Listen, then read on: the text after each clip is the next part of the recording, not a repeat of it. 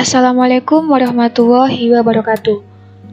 Media pembelajaran kali ini yakni terkait implementasi operator aritmetika dalam pemrograman Java kalkulator. Di sini ada 3 topik, yakni about me dari pembuat media pembelajaran itu. Yang kedua, indikator pencapaian dan tujuan pembelajaran dari multimedia pembelajaran interaktif kali ini. Yang ketiga, langsung terkait materi. Pertama, yakni about me, berisi biodata dari pembuat multimedia pembelajaran interaktif ini, yakni nama Diana Iis Maulidia, NIM 19063-11092, Prodi Pendidikan Informatika Universitas Trunojoyo Madura. Di sini sudah dijelaskan untuk sosial media dari pembuat MPI-nya. Kita langsung menuju ke indikator pencapaian dari multimedia pembelajaran interaktif ini. Yang pertama yakni peserta didik mampu memahami definisi dari operator aritmetika. Yang kedua, peserta didik mampu memahami setiap jenis operator aritmetika. Yang ketiga, peserta didik mampu memahami source kode operator aritmetika dalam pembuatan sebuah pemrograman Java. Tujuan pembelajaran dari MPI ini adalah yang pertama, peserta didik mampu mengimplementasikan penggunaan operator aritmetika dalam sebuah pemrograman Java kalkulator. Di sini kita langsung merujuk ke materinya. Operator aritmetika adalah jenis operator yang digunakan untuk melakukan operasi aritmetika dalam sebuah pemrograman Java. Nah, apa saja jenis operator aritmetika? Kita bisa langsung next.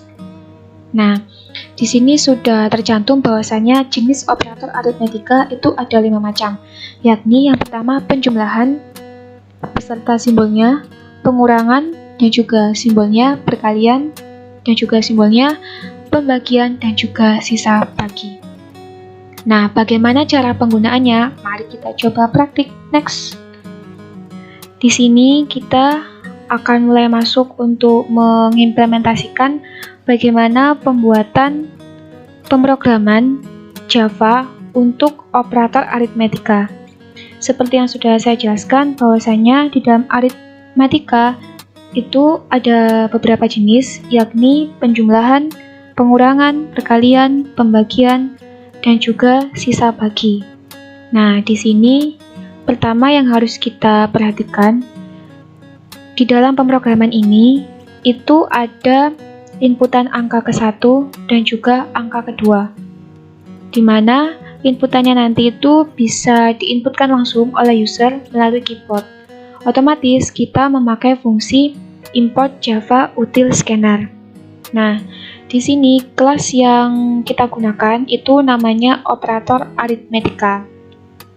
Di sini sudah kita perkenalkan bahwasanya public class operator aritmetika. Ini artinya di dalam pemrograman ini, kelasnya itu bernama operator aritmetika. Nah, pertama langsung kita masuk ke public static void main.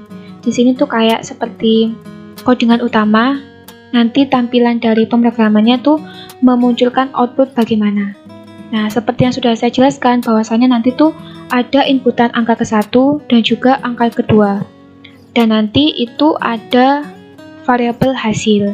Nah, di sini kita deklarasikan bahwasanya angka 1 dan angka 2 nanti tipe datanya tuh integer, begitupun hasil nanti tipe datanya juga integer. Nah, untuk selanjutnya yakni fungsi scanner. Fungsi scanner di sini fungsinya tuh digunakan untuk kita menginputkan angka ke-1 nanti berapa, angka kedua juga berapa. Nah, tipe penulisannya, cara penulisannya tuh scanner.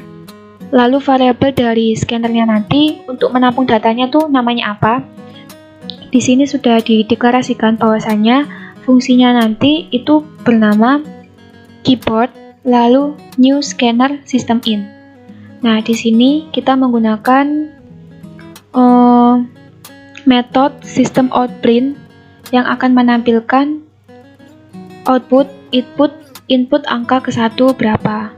Nah, nanti data yang akan dimasukkan itu akan masuk ke variabel angka 1 dan tersave di scanner keyboard. Next in di sini tuh tipe data dari data yang akan dimasukkan.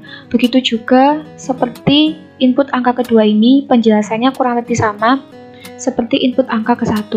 Nah, di sini kita langsung masuk ke